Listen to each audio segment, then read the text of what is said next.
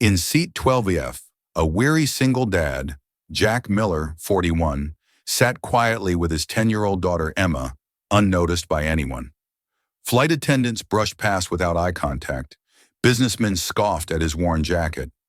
But when turbulence struck and chaos rippled through the cabin, Jack raised his hand in one sharp, precise signal.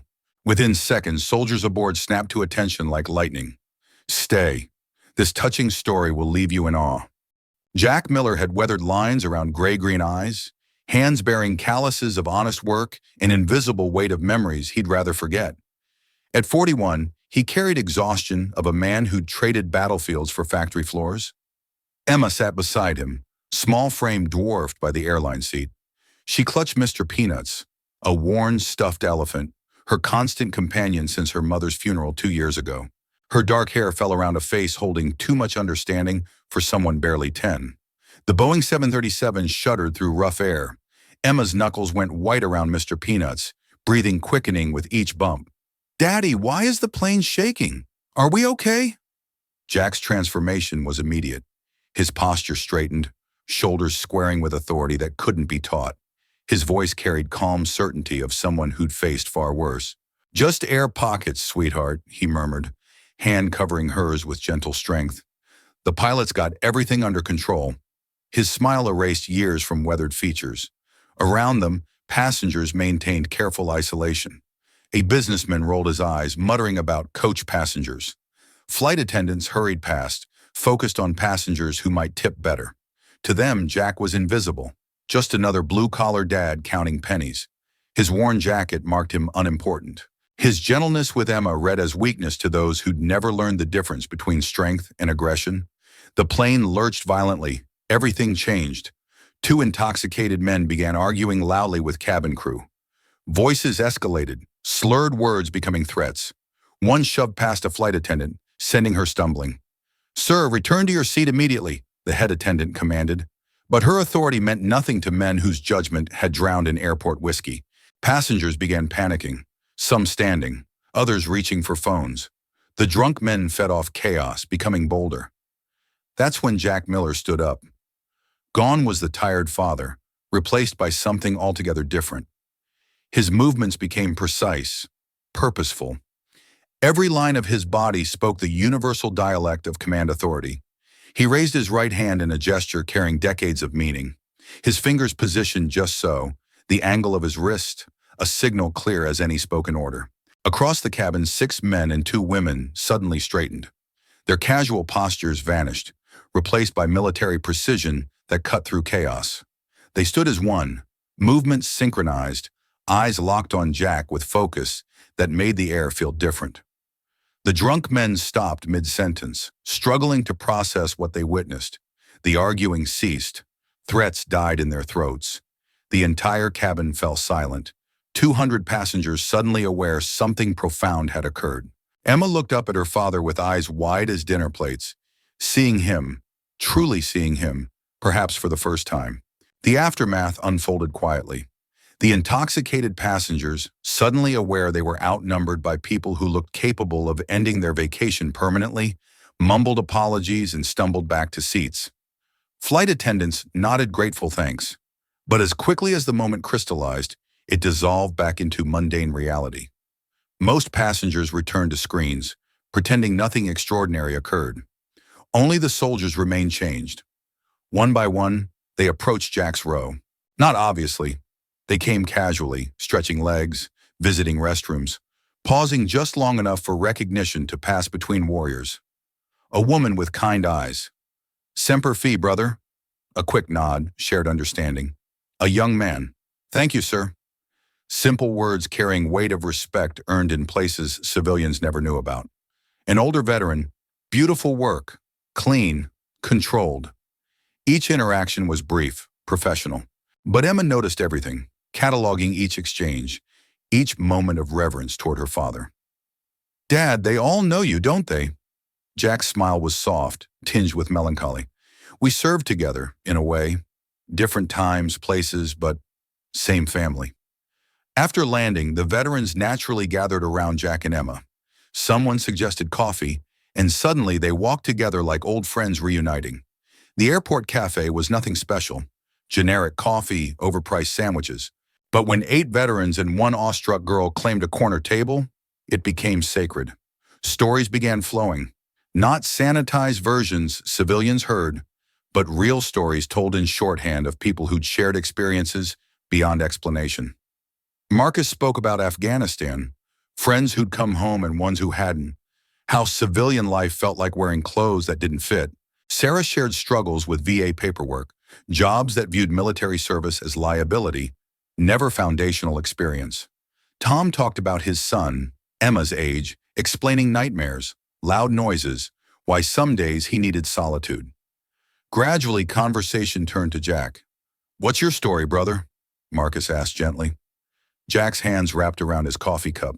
Black, no sugar, habit from years when sweetness was luxury. 2 tours in Iraq, he said finally. Came home to this. He gestured toward Emma, voice softening with profound love. Lost my wife.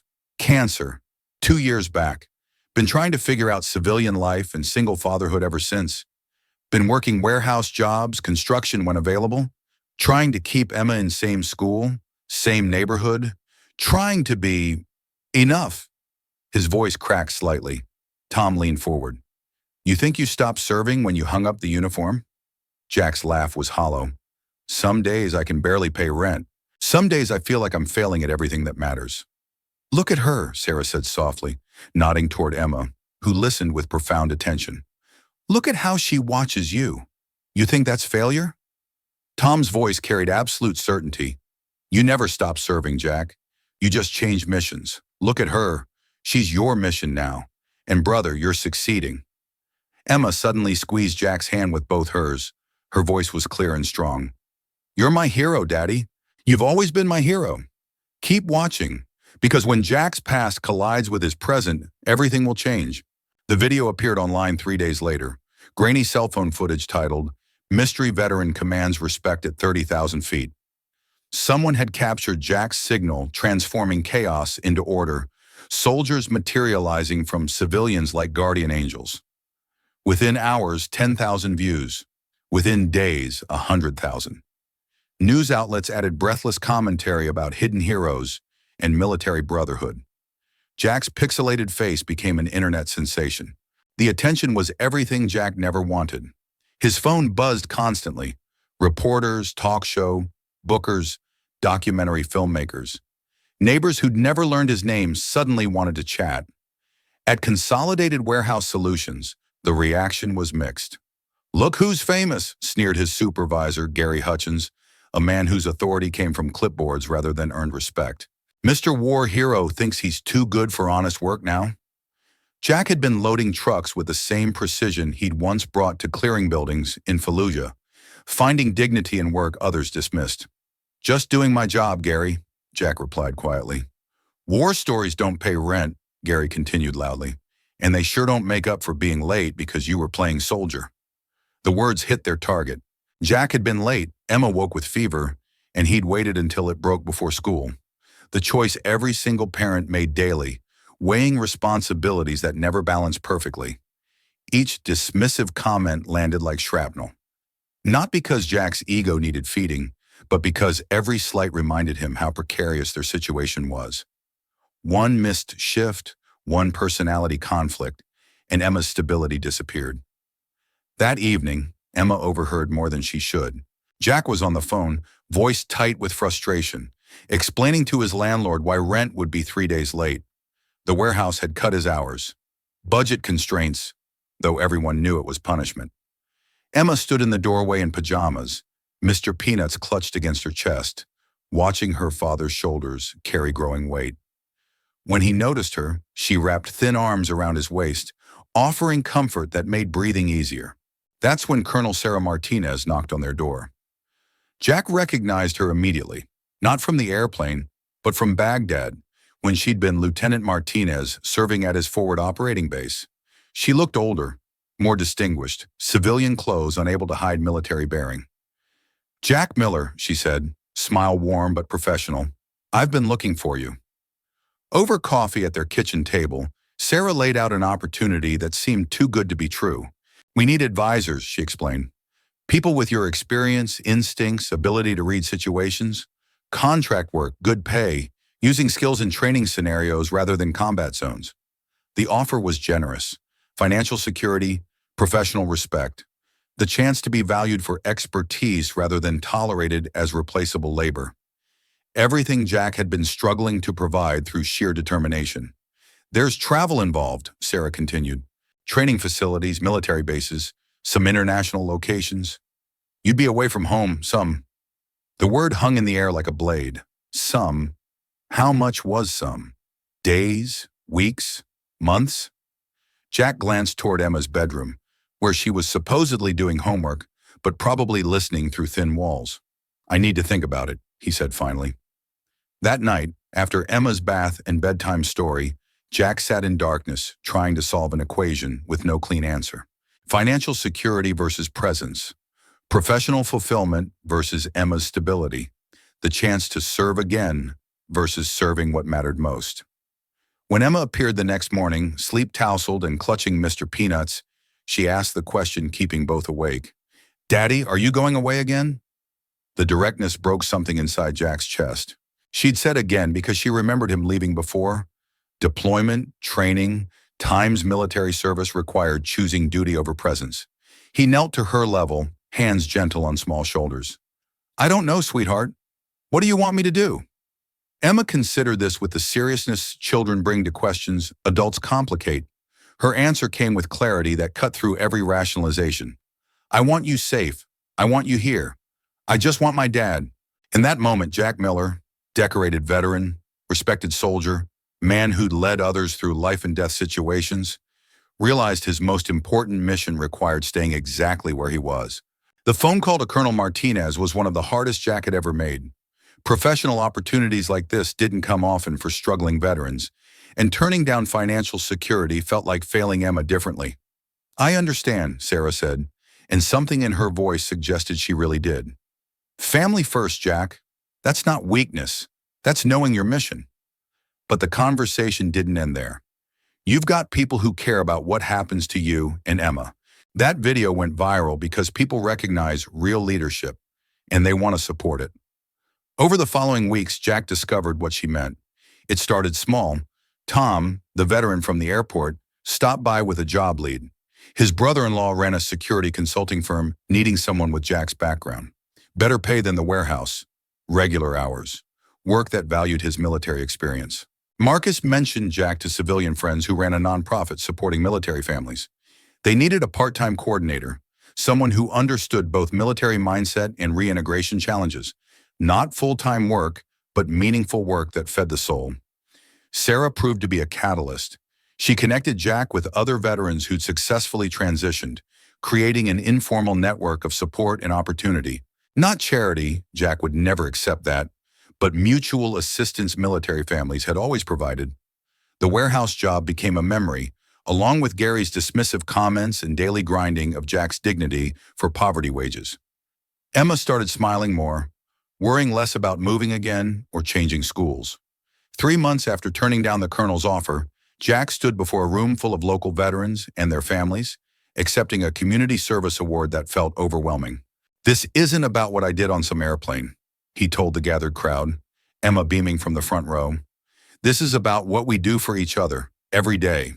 Military families take care of military families. It's what we've always done." The applause was warm, but what mattered most was afterward, veterans sharing resources, offering job leads, creating connections that would outlast any formal program. Emma, dressed in her best dress and holding Mr. Peanuts, found herself surrounded by other military children who understood things civilian friends couldn't. Kids who knew what it meant to worry about deployments, to move frequently. "Your dad's pretty cool," said a girl about Emma's age whose mother was a Navy veteran. "Yeah," Emma replied, watching Jack navigate conversations with easy competence that now commanded respect in civilian settings. "I always knew that. Now everyone else knows it too." Later that evening, after the ceremony and reception, father and daughter sat together on their apartment couch. Emma curled against his side when she felt completely safe. "Daddy," she said softly, voice carrying drowsy contentment of a child whose world had finally stopped shifting. "Remember when you asked me what I wanted? I remember. I wanted you here. I wanted you safe. I wanted my dad. Jack's throat tightened with emotion that settled like warmth against his heart. And what did you get, sweetheart? Emma tilted her head back, expression serious and wondering, and filled with love that made everything else seem secondary. I got my hero, she whispered. I got my dad who doesn't need to go away to be important. I got my dad who's important right here.